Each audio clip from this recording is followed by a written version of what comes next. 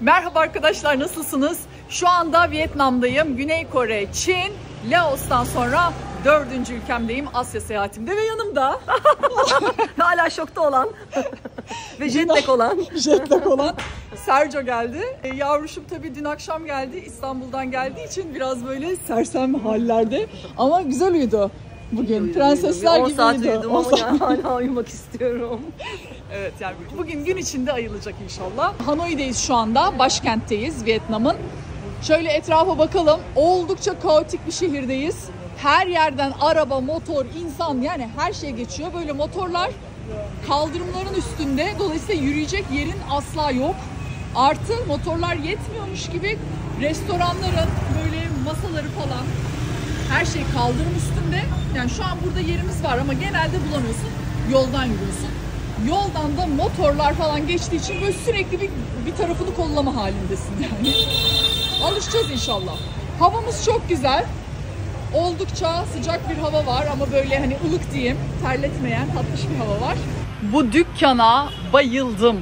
Ya o kadar orijinal şeyler var ki, ama o kadar. Bütün her şeyi almak istersin, öyle söyleyeyim. Yani şu ceketler falan. Yani şurada bir tulumlar, elbiseler, aman Allah'ım. Yani hepsini almak istiyorum, öyle söyleyeyim. Mesela bak şimdi şunun fiyatı, şu gördüğün, fikir olsun diye söylüyorum. Bu bayağı tuzlu gelecek ama yine de tabii Türkiye fiyatlarına göre çok düşük. 1,5, 1,4 ile çarpıyorsunuz. Yaklaşık gelecek ya 2000-2250 o civarlar. Şöyle kışlıklar. Burada böyle bir sürü işte bluzlar, bir şeyler. Ay, hangi birini göstereyim? Sandaletler. Mesela şu sandaletin fiyatını söyleyeyim size. 350. Yani 175 kaç? 400 lira falan. Şu sandalet. Şu şapka yine 400 lira civarıydı. 400-500 arası bir şeydi. Çok güzel. Hani bayıldım. Bir sürü bir şey denedim ama yine hiçbir şey almadan çıkıyorum. Aferin bana. Belki sonra yine bir bakarım. Belki şöyle kalın bir şey alıp Sergio ile gönderirim dedim. Çünkü çok iyi ceketler. Şimdi bir şeyler yiyelim artık. Kahvemizi içelim. Burası Michelin yıldızlı olduğu için böyle bakın kuyruk gidiyor. Benim hayatta beklemeyeceğim işler bunlar. Aç kalırım, daha iyi. Ama insanlar tatmak için sırada. Şimdi burada meşhur bir göl bölgesi var. Gölün ismini unuttum. Hemen şurada. Önce oraya doğru bir gidiyoruz. Civarında bir işte kahve içeceğimiz, bir şeyler yiyeceğimiz bir yer bakacağız. Bugün pazar ve oldukça kalabalık. Her gün böyle mi bilmiyorum ama dün akşam geldik işte. Çok neymiş? Huan Kiem. Çok teşekkür ederiz. Tam zamanında destek için. Sercan'ın ablayla sınavı, yani iletişimleri muhteşem ama çekemedim. Ya evet, gergin bir ablamız galiba, değil mi? Bana soyuyor. Şu an aldığımız ne meyvesi alıyoruz? Hiçbir fikrim yok. Yani fiyatı bile alamadığımıza göre bence şeyi hiç alamayız. Evet, isim öğrenemeyiz. Yine değişik bir meyve deniyoruz. Dün de aldık bir şey, göstereceğim onu da. O da çok lezzetliydi. Ben salatalık sandım önce. Thank you. Bir tanesi 5000. İşte 6 lira gibi öyle bir şey ya. Ne, nasıl bir şeymiş bakalım? Bak bakalım. Keleğe benziyor. Suratını yerim senin. Şekerli değil. Limon Ekşi. gibi, Ha. ekşili gibi ama çok ekşi de değil. Keleğe benziyor, evet. Hop, nerede? Çok Biraz yaklaştık. erik havası da var. Hepsini karıştırmışlar. Çok evet. Detaylı bir bilgilendirme oldu. Tadına baksana. Bakayım. Sonra bıraktığımız daha çok eriğe benziyor ama baştan erik gibi değil, limon gibi.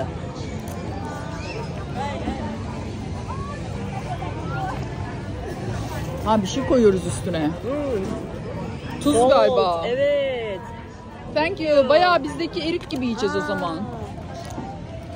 Şimdi anlamlı bir hale geldi. Sadece tuz değil. Baharat var bunda. Ben Himalaya tuzumu böyle pembe pembe görüyorum. Ama Bayağı. lezzetli ha. Evet, bayağı güzel. Dün yemek söylediğimizde o kadar büyüktü ki porsiyonlar, dedik bu sefer bir tane söyleyelim. Gerekirse ikinciyi söyleriz. Ama minicik geldi. Evet, bu da gözümüzü hiç doyurmadı yani. Bu 2 kişi biz bunu Aslında yok. minicik de değil ama yani gerçekten. Biz çok açız ya. Kahvemiz falan. Bunun fiyatı 90.000. 3-0 atıyoruz. Vietnam lakı. 3-0 atıyoruz 90. 1.4 ile çarpıyoruz. Türk lirasını buluyoruz. Başka bir şey var mı? Yoğurtlu granolası çok güzel gözüküyor mu? Hadi o zaman ondan da alalım. Çeşitli meyveleri, böyle değişik meyveleri de var içinde kesin. Olur canım. Seç Ama bir sen tane. yumurtalı istiyordun, şu da güzel. Nasıl? O kadar güzel ki. Yapma ya. Ekmeği, üstündeki malzemeleri. Yapma ya. Muhteşem. Bir tane daha mı söyleyelim diyorsun? Bence bundan söyleyeyim. Tamam. Demin vazgeçmiştik, bakarız demiştik ama tamam hadi söylüyoruz. Ama çok güzelmiş bu çiçekler.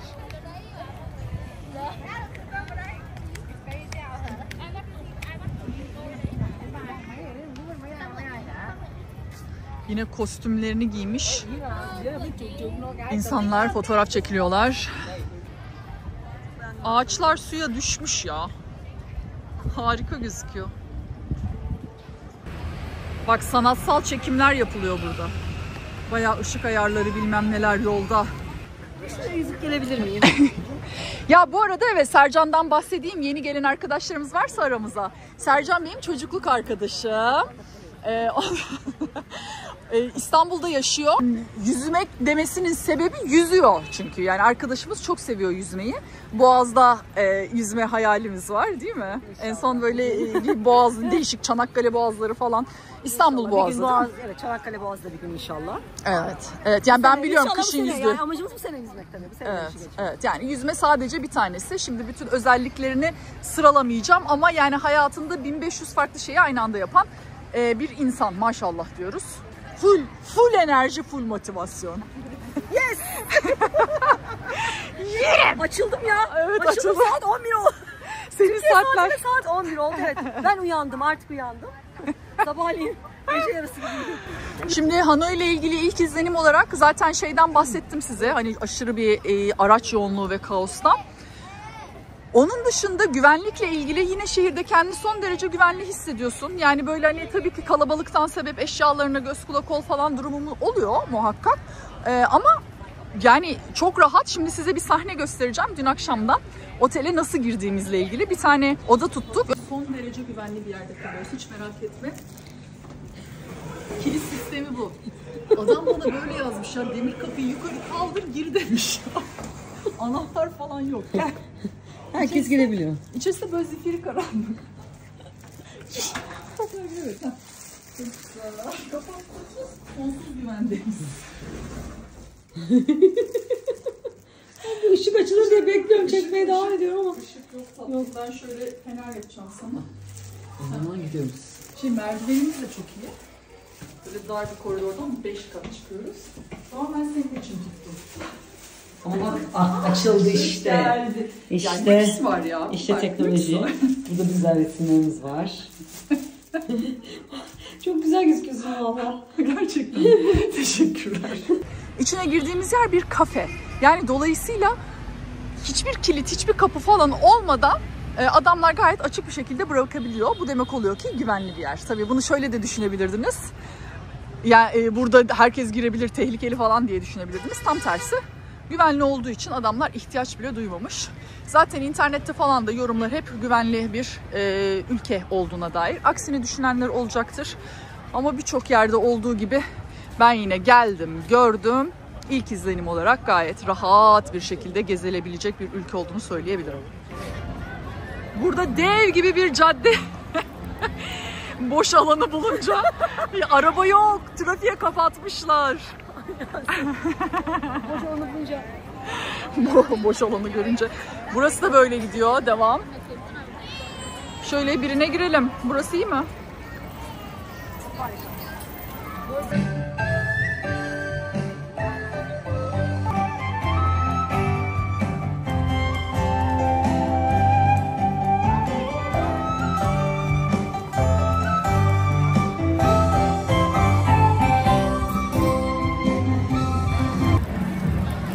Çeşit çeşit meyveler böyle sokaklarda. Enteresan soyma tekniği. Hello. Sokaklar rengarenk, evler yani binalar falan çok şirin. güzel. Hanoi'yi sevdik. Böyle ağzımız açık izliyoruz etraftaki karmaşayı. Bana çok karmaşık gelmedi ya. Çok kalabalık da geldi. Sen İstanbul'da yaşıyorsun. Evet. Yani böyle bambaşka bir şey. Ben Hong Kong gibi bekliyorum. Hani Hong Kong'da çok acımıştık ya. Öyle bir şok olmadık yani. Ya evet orası ama bir de büyük şehir, koca koca gökdelenler Daracık falan. yollar, arabalar çok hızlı gidiyor. Evet. Ya küçük bir yerde böyle milyonlarca kişi var. Dar sokakta. Doğru. Ben bana şey geliyor, çok gürültülü ve çok kalabalık geliyor. Ama evet. İstanbul için hiçbir şey. Yani evet o herhalde ondan daha alışık olduğum için olabilir. Daha insan için.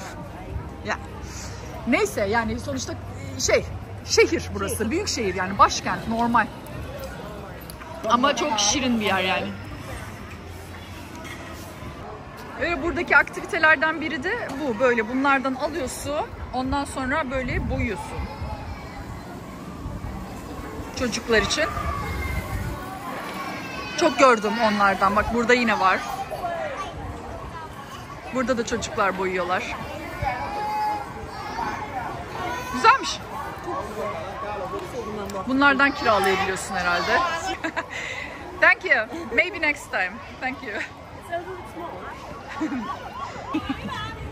Yasemin, fotoğrafçı kadın bana bir şey öğretti. Fotoğraf Neymiş? çekilirken dedi. Şuraya giriyoruz. Evet şimdi fotoğraf dersi alıyorum. Yüzünü dedi, hani böyle boynunun daha böyle ince ve uzun ve çıkması için şöyle hafif kafamızı öne uzatıyoruz. Bütün fotoğrafta böyle çekiyormuş. O fotoğraflarda böyle kafamda Allah Allah. Evet, çok daha iyi çıkıyordu. Şimdi senin çektiğin fotoğrafa bakacağım. Bu.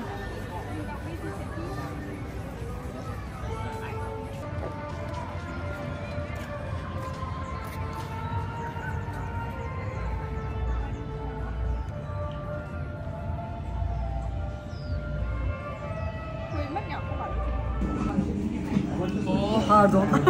Lütfen devam edelim. Çok güzel. Ne söylemiştik biz şimdi? Karidesli, tatlı ekşi soslu, Evet. yanında pilavlı. Artık bir tek porsiyon söyleyip bir paylaşıp yetmezse ikinciyi söylüyoruz. Çünkü çok büyük. gelmedi şu an bana ama. Ya muhtemelen yetmeyecek, bir daha söyleyeceğiz evet. Oğlum, Afiyet olsun, götür. toplarımı da alayım. Tabii ki ilk porsiyonla doyulmadı. Hemen ikincisi bu lotus root'muş. Kızartıyorlarmış böyle. İlk yemeğimiz çok güzeldi, karidesimiz. Taze kişniş. Tatsana Sercan bakalım ne diyeceksin. Ne diyeceğim bakalım. Bakalım tadabileceğim mi? Çiçekli mi çekli, süslü müslü geldi. Heyecanlıyım. Lotusunu yiyeceğim. Daha sulu yemek tarzı bir şey gelecek sandık ama garsonumuz, güler yüzlü tatlış garsonumuz bize bunu önerdi. Kızarmış. Nasıl? Turp gibi. Turp mu? Kızarmış turp mu yiyeceğiz yani biz şimdi? Güzelmiş turp. Ben böyle karnabahar tarzında bir şey bekliyordum ama karnabahar çok ağır olabilir. Yemek sonrası böyle akşam şimdi dükkanları geziniyoruz. Çok hareketli, herkesler dışarıda gene. Çok güzel şeyler var, çok uygun fiyatlı, çok bir sürü çeşit şey var yani.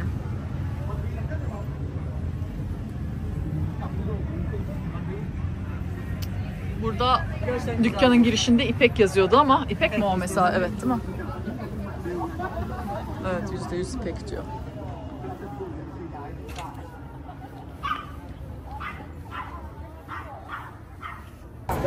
Ahtapotlar nasıl?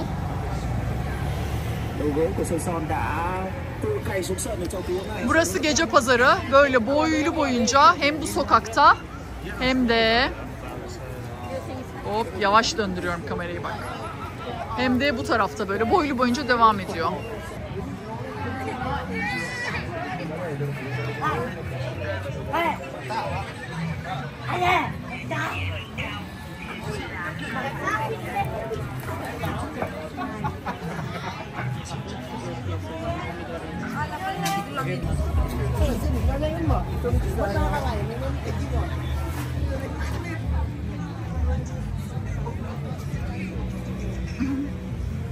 Yani şu görüntüler bize çok ilginç geliyor tabii. Yani hani bulaşığını zaten göstermiştim, dışarıda yıkıyorlar. Bir de böyle hani yemeği de dışarıda pişiriyor. Böyle herkes sokakta oturuyor, yiyor. Çok iyi değil mi? Yani aşırı iyi. aşırı- Ben de çekiyorum, çekmeye doyamıyorum. Değişik bir kültür yani. Güzel, farklı olan her şey çok güzel. Şimdi eşyalarımızı böyle aldık, bavulumuzu falan. Gece otobüsüyle, yataklı otobüsümüzle. Nasıl heyecanlı, nasıl heyecanlı. İşte böyle bir deneyim için gelmiştim. Başına geleceklerden haberi yok. Yok, güzel bir otobüs tuttuk. Bu da maç, bu şey şu anda Tayland, Vietnam maçı var. Herkes o maçı izliyor etrafta. Neyse, bizim 6 saatlik bir otobüs yolculuğumuz olacak. Sapa diye bir bölgeye varacağız. Artık gidince görürüz. Sabaha oradayız. Bu arkadaş karşıladı bizi. Takip edin beni dedi. Takip ediyoruz. Yine bir klasik Sercom. Yani böyle gel diyorlar. Geç kaldık. Gidiyorsun. Evet. Telefon ettiler geç kaldınız diye. Saat 9.30 olmadı. Oysa biz her yerin videosunu çekiyorduk. Asla ulaşamıyorduk yani. Ama onda diyordu otobüs, aslında anlamadım. Biz ona bir kala gidecektik yani. Son dakika. Ya şey oluyor herhalde, ne bileyim, otobüs de burada. Neyse işte vardık diyelim. Adamlar Evet evet, önden bir. Geç kalacak. Adamlar planlı diyorsun. Nerede plan var? Neresi planlı? Her yer plan çok düzenli. Çok düzenli. Evet evet. Thank you. Evet, ayakkabılarımızı çıkartıyoruz gene. Ne ya, gerçek poşet. Ayakkabını komple çıkarıp içine koyuyorsun. Ha. Bak böyle. Ben de sandım Şöyle. ki ayakkabı poşeti. Yok, Yok, değil. nasıl poşet? Değil. Burada böyle bir denge çalışması yapıyorsun yani. Nasıl ortam? Güzel deri koltuklar var ama çarşaf yok. Çarşaf olmayabiliyor. Benim sonuncusunda da yoktu. Güzel. Çarşaf çok dert değil. Üstümüze Değil, örtecek tam bir şey tersi vardır temiz umarım. olması önemli. Yani Daha rahat sınır. Biliyorum ben. çarşaf mı daha temiz? anlıyorum. Değil mi? Evet canım. Aa, 4A 4B.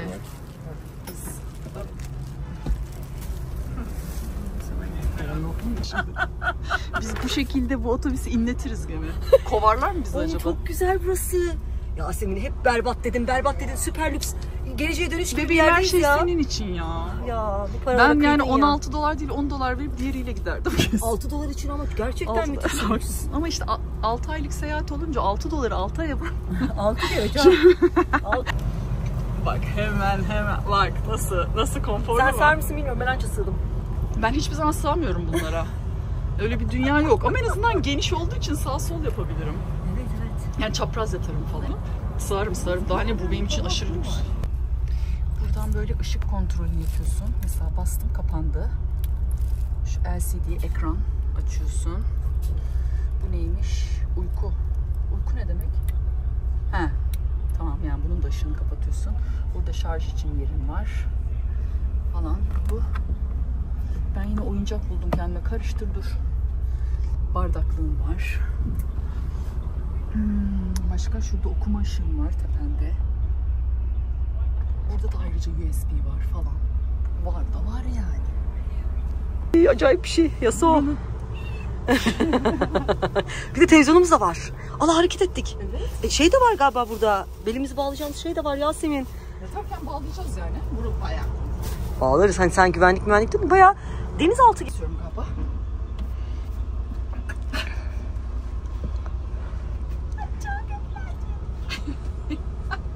Nerede o tavuklarla seyahat ettiğin? Bütün poşetleri yanına aldığınız. Orada surat böyleydi. Şöyle sürekli. Saçına başört taktığın falan. Burada da takacağım muhtemelen. Evet. Hadi tak bakalım. Çok iyi. Çok güzel. Biz çok beğendik burayı.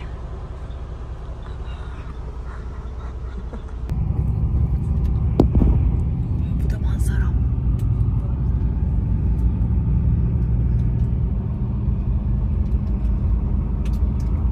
Saat sabah 5'te otobüs iniyor. Yani 6 saatlik yolculuk dedikleri daha kısa sürdü. Bir de o kadar durmasına, mola vermesine falan rağmen. Yani aslında bir gece yolculuğu için çok yakın mesafe. Öyle şov yapmışlar bence arkadaşlar. Böyle indik. Daha buradan bir otobüsle yaklaşık 45 dakika daha gideceğiz galiba. Tam da bilmiyoruz yani, ayılamadık. Bir tane kafe vardı, hemen orada oturduk bakın.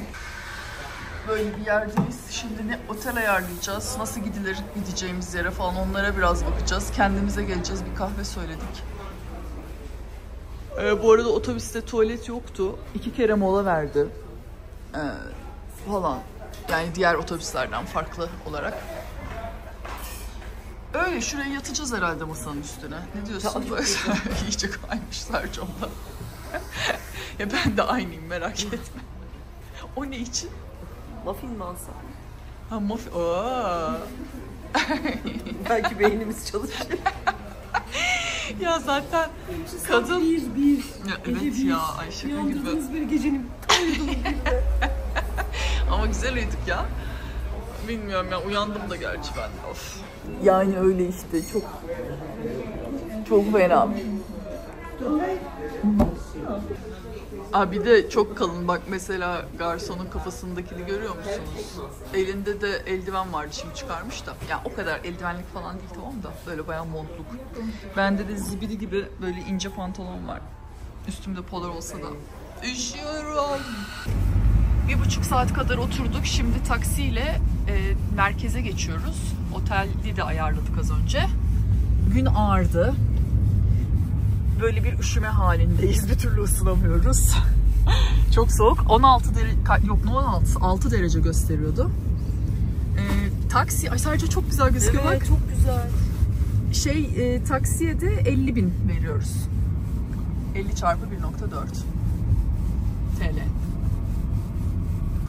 Otelimize geldik. Bakın gün ağarmak üzere. Etraf hafif hafif kızardı. Yani gün ağardı da güneş çıkmak üzere diyeyim. İlk izlenim olarak çok şirin bir kasaba. Ve bayağı da büyük. Yani biz bugün böyle kasabanın içinde yürür gezeriz. Çünkü çok güzel hiking rotaları da var civarda. Artık onu da yarına mı bırakırız, ne yaparız bakacağız.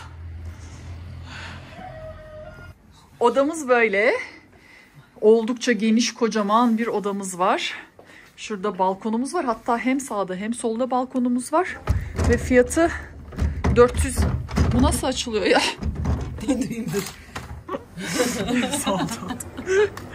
Fiyatı 420 TL. Kahvaltı dahil. Böyle dağ manzaramız var. Ama içeri girip ısınmamız lazım artık. Ha. Güneşimiz doğdu. Çok güzel. Evet. Ama çok güzelmiş ya. Bu amca nedir ya, yatıyor orada? Ay evet. Bak, gerçekten bir amca suratı oluyor. Evet şurada. Evet. Yatmış, güneşleniyor gibi. Burnu da kocaman. Saatimiz 10.30. Biraz dinlendik odada. Şimdi çıktık. Hava böyle bayağı sisli puslu bir hava. Oldukça şık bir bina. İçinde Starbucks görüyorum. Buranın yani en capcaplı yeri galiba. Meydanındayız. Evet, herkes fotoğraf çekiyor. Buradan devam edeceğiz yolumuza. Şimdi biraz bölgeyle ilgili bilgi vereyim. Burası, söylemiş miydim bilmiyorum, pirinç tarlalarıyla meşhur bir yer. Böyle bir sürü farklı etnik grup var. Dao halkı var, Hmonglar var, Taylar var. Bir de pek çok yürüyüş rotası var. Buradan sadece yani rehberle de gezebilirsiniz ama benim internetten okuduğum yorumlar gayet tek başına da gezebilirsin, kaybolmazsın. Kaybolsan da yerlileri var etrafta, sorup soruşturabilirsin deniyordu.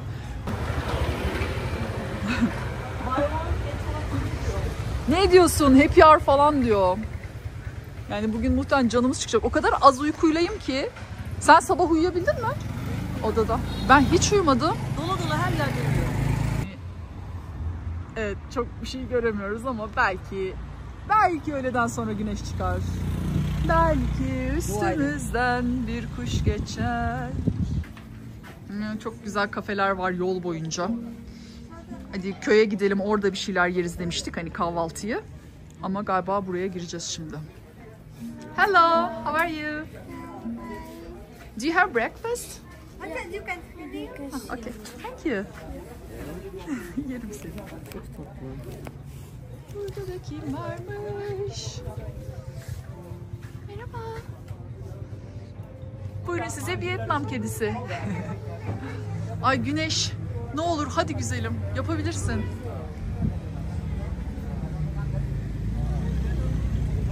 Çok tatlı. Yani bir de böyle dediğim gibi güneş çıksa, parlasa şöyle şurası yeşilin üstüne, daha da enfes olacak tabii. Ama ne yapıyoruz? Şükrediyoruz. Yağmur yağmıyor. Bakın şöyle şuradan manzaramıza. Oh.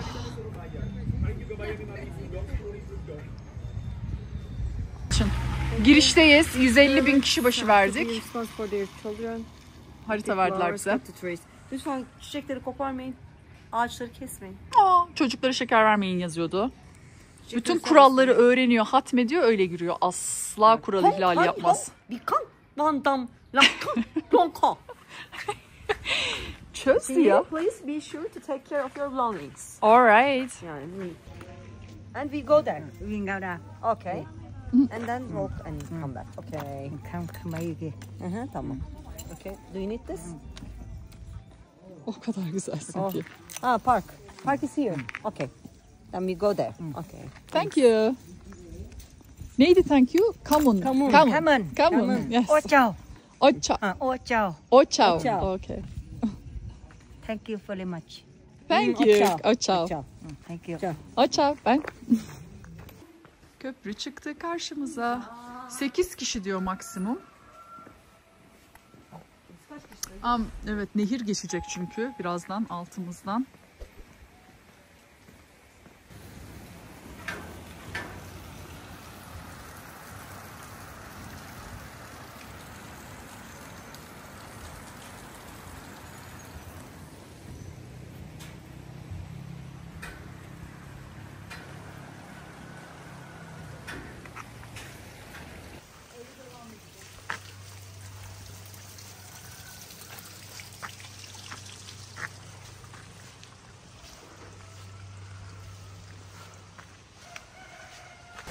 Yalnız köprünün Aman Allah'ım ya. yani merdivenlerin bu hali çok başarılı. Evet. Hop, tutunalım gene. Ne olur ne olmaz.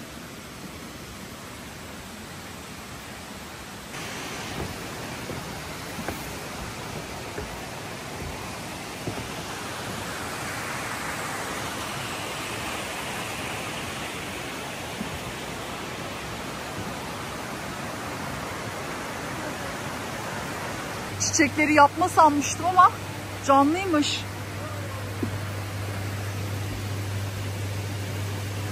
Bayağı renk renk, o kadar güzel gözüküyorlar ki. Bu tarafa mı gidiyoruz canım? Yani görünür o Yasemin'cim. Yukarı çıkıp gelebiliriz de istersen de evine kadar. Çok bir şey göremediği için. Tamam, öyle gidelim, gel. Tamam.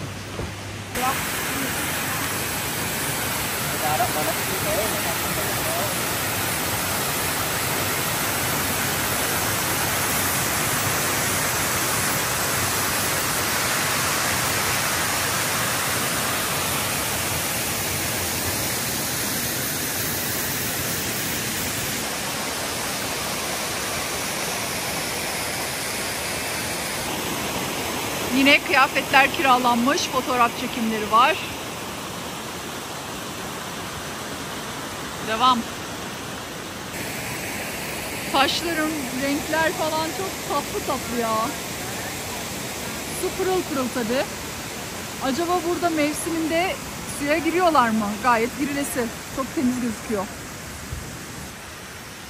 Şu an kimse yok mesela, yani gayet tatlı bir kafedeyiz ama böyle bir sürü yerlilerin yine sattığı ürünler var. Yiyecekler, baharatlar, ne bileyim, bitkisel bir şeyler, kıyafetler. Hello.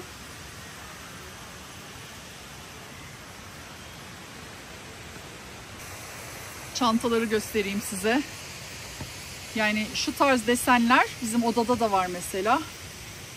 Buraya özgü. Renkli renkli, çok güzeller ya. Hepsinin tasarımı ayrı şirin. Şapka da çok güzelmiş. Üstünde fiyat, mesela bunun üzerinde yazıyor 950.000 diyor.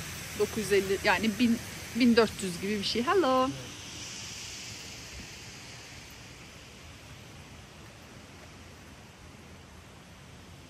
Burası biraz daha böyle nasıl diyeyim, fiyatlar yüksekçe, evet, butik. Öyle gözüküyor. Bu da 420.000'miş.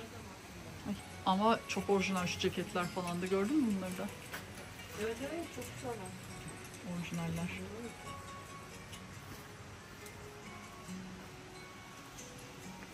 Ne kadarmış şal? Şal 375 lira falan. Bu arkadaki taşlar buraya aitmiş. Yani buradan, bu bölgeden çıkıyormuş. Bunların da hepsini yine burada yapıyorlarmış. Ne taş olduğunu anlamıyoruz tabii. Hello.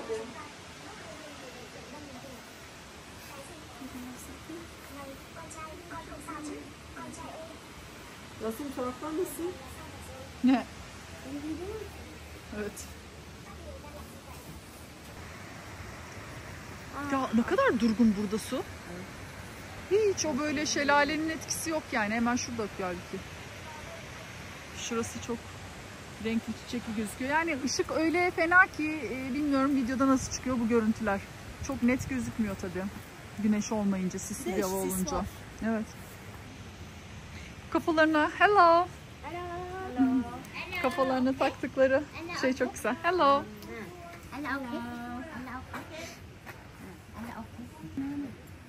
Şu renklilerdi işte sadece şey olan.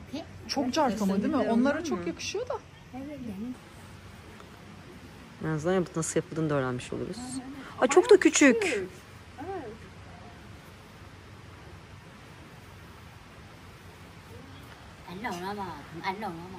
Bu da sana gider diyor.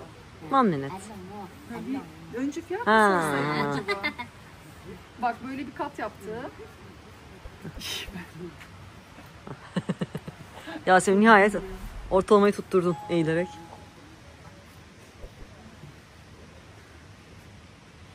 Nasıl yapıyor görüyorsun değil mi arkasını? Yani görüyorum herhalde sadece bir atıyor. Ben önüne nasıl bağladığını anlamadım. Önünü normal kıvırdı, bir şey yapmadı. Nasıl oldu böyle bu kadar güzel bir anda ya? Nasıl yaptığını umarım görmüşsündür, ben bilmiyorum. Ya herhalde Çünkü gördüm. kendim yaptım. En azından Nasıl kameraya bir aldım. rengi falan? Do you have a mirror? Mirror? Mirror? No. Ayna? Benim cep telefonumu kullan. Ha rengi, çok tatlı rengi Sarcu. Ne diyorsun? Güzel, çok güzel. beğenmedin galiba. Yani Çok soft mu tonları cart daha geldi? çok seviyorum. Ha? Soft tonları biraz daha güzel gibi buluyorum kendimi. Ama sen bir de her türlü renk var onda. Çeşitli yerlerine de döndürebilirsin. Nasıl bağladın? Tas gibi yaptı. How much is it? Bak bunu aldım. Bağlama tekniği de öğrendim. Çok tatlısın. Gitti en cartını taktı gene ya. Boynumdaydı. Nasıl, o boynunda mıydı o senin? Ne kadar güzel oldu. Evet, evet. Madem sen bandana gibi bir şey takıyorsun ben de takarım dedim. Ya, yandaki kadın Sergio'yu öyle bir darladı ki sürekli şöyle bak. Al Böyle al diyor sende muhtemelen. Bunu takıyor bir de böyle. Nasıl kaçacağını bilemedi yani o da. Benim Kolombiyon var dedim kafamda dedim takarım dedim. Evet ya. 100.000'e aldım. İyi fiyat bence. Oldukça cart. Atlara bakın, atlara. Bebekler falan şurada. Anne bebiş giyinmişler. Ama yani şu an olduğumuz yer böyle film seti gibi. Böyle ışıl ışıl oldu, her yer bir süslendi. Bakar mısın Yasin? Ay evet. Peçeteler takmışlar. Bu kadar güzel sistemler. Çok güzel olmuş.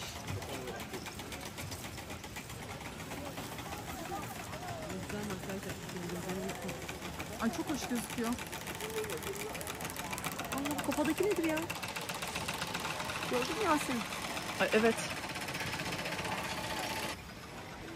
Burada böyle kurutuyorlar bunları.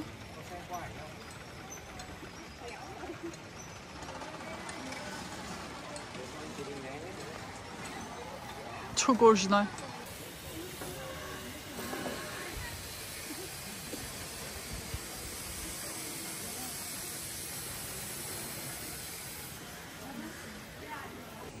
Kumaşın üstüne desen çiziyor. Evet, kömürle baksana.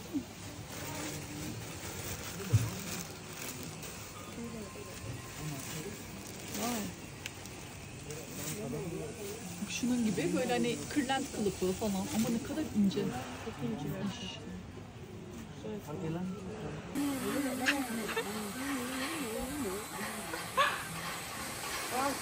Müzik var. Evet, mısır istiyordun sen. Tepeyi gördün mü? Gördüm göreceğim. Oo. Bak alttan. Allah Allah, bu ne? Et mi? Ama kokusu falan da böyle tütsü gibi bir koku var burada. Ya buradan yanan şey geliyor. Evet. Bu çeşitli et. Yani yemek için değil herhalde bu. Kurutuyor bunu bir şey. Gördüm ben burada.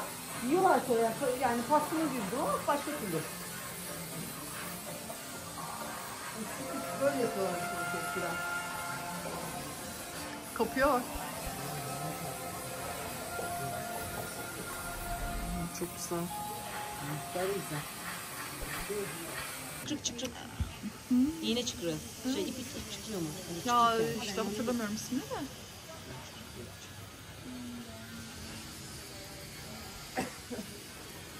Burada ne var mesela? Şarapmış. Heh, wine, okay.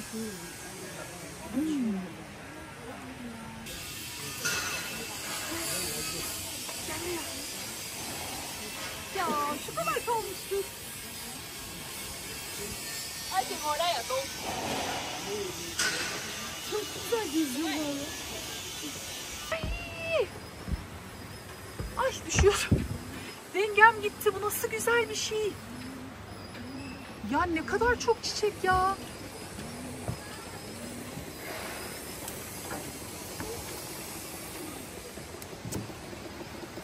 Ya ama yani siz söyleyin, gerçekten film seti değil mi? Her yerde ayrı bir neye bakacağımı, neyi çekeceğimi şaşırdım. Sular buralardan akıyor falan, böyle bir delilik. Canım. Yani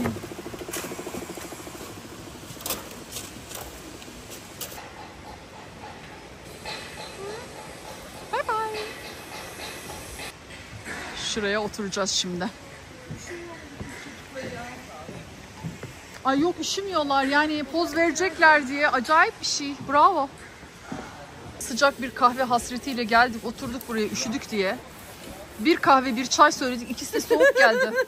Ya Sercan zaten bir 5 dakika şekersizi anlatmaya çalıştı adama ve Ki günün sonunda translate'le yaptık ama olmadı. tabii translate'le. Günün sonunda yine tatlı bir çay geldi. No sugar, no sugar, şeker yok diyor da yani biz yani tatlı bir şey istemiyoruz falan dedik. Ve buzlu. Ya bu arada çok lezzetli. Kokonatlı istedim ben, Hindistan cevizli. Çok güzel bir kahve geldi. Ben o buzları kıtırdata yiyorum yani. Umuyorum o su Ay, düzgün bir sudur. Bak ne güzel temizliyorlar. Onları bir çek istersen. Ay evet. Ya teyzelerim çok şekerler ya. Mesela küpeler falan nasıl? O halka küpeler. O kulak memesi nasıl dayanıyor? Şimdi biraz bulunduğumuz köyle ilgili vereyim. Yani Cat ya da Ket köyüyle ilgili. Burası, bahsetmiştim, Sapa'ya yani kaldığımız yere 2 kilometre uzaklıkta. Buranın yerlisi Hmong halkı. Vietnam'ın en büyük etnik azınlıklarından biri siyah Hmong halkı. Hmonglar geleneksel tarım ve dokuma işleriyle geçiniyorlar. Yerlilerine bakarsak kıyafetlerinde falan da gördük zaten. Hep geleneksel giysi giyiyorlar ve hepsi el dokuması ve doğal boyalarla boyanmış. Özellikle indigo mavisi kıyafetler dikkat çekiyor burada. Kendi dillerini konuşuyorlar ve kültürlerini yaşatmaya da özen gösteriyorlar. Geleneksel düğünler, danslar ve müzik yine kültürlerin önemli bir parçası. Turistler için de arada böyle dans gösterileri falan yapıyorlar.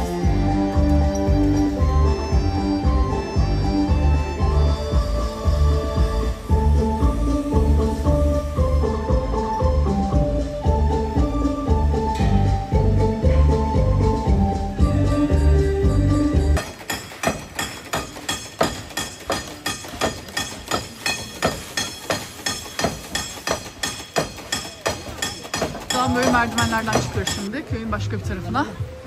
Bir sonraki köye doğru yürümeye devam edeceğiz. Bunlar çok fena gözüküyor. Çok fena. Burada böyle bambuların olduğu bir rota görünce girelim dedik. Bakalım buradan çıkacak mı? Biraz yürüyeceğiz.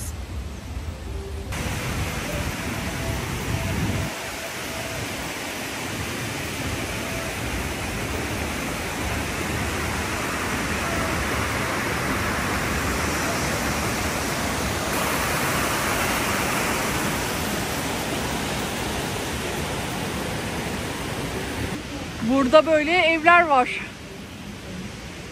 Konaklıyorsun muhtemelen, otel.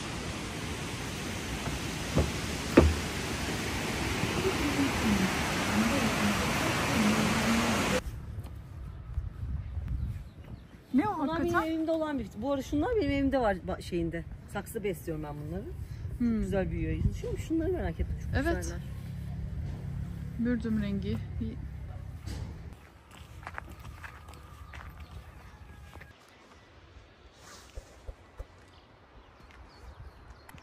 Nasıl sessizleşti ortalık. Kuş sesleri, su sesi dışında hiçbir araç, gürültü, müzik, insan sesi kalmadı. Etrafımız hep tarla oldu. Bol bol pirinç tarlaları ve diğer bilmediğim bir takım sebzelerin tarlası. Çok zayıfım bu konuda.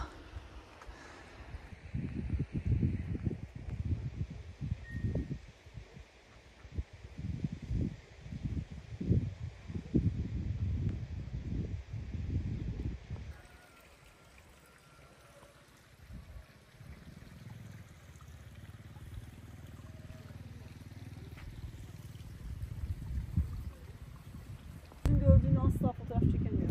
Evet, yok, çok olağanüstü gözüküyor ya. Suyu nereden taşıyorlar acaba diye baktık. Çünkü zeminde hiç yok ama gördüğünüz gibi her yer sulak. Şöyle demin tepeme damladı da oradan fark ettim. Yukarıdan taşıyorlar suyu. Böyle hortumlarla. Buraya kocaman bir 8 çizmişler. Evet yani değil mi? Tam tablo gibi. Yani 8 mi çizmişler, 2 tane daire mi bilmiyorum ama burada kutsal bir anlam taşıyor mu onu da bilmiyorum. Ama birçok internet şifresini sorduğunda 888 şeklinde, yani hep internet şifrelerinde illa bir 8'ler var. Ve Çin'in batıl inancı çok fazla. 8 bereketi simgeliyor, bereketi, şansı simgeleyen bir sayı. Mesela 4 ölümü ifade ediyor Çinliler için. O yüzden ne plakalarında kullanıyorlar, işte otel tutarken 4 istemiyorlar, işte ne bileyim bazı apartmanların katlarında 4 yok falan gibi böyle şeyler okumuştum internette. Yani batıl inanç tabii ki, hepsi inanıyor demiyorum ama buradaki 8'in de anlamı, yani öyle bir şey mi bilmiyorum. Vietnam'da da bu tarz bir inanış var mı bilmiyorum.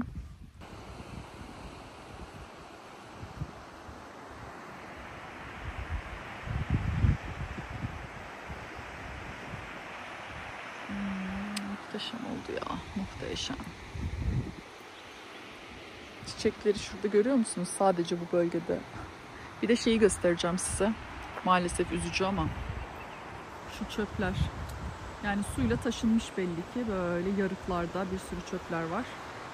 Ve aşağıda birikmiş. Çöplük olmuş orası. Yine bir cennet, yine bir çöplük. Yaşasın!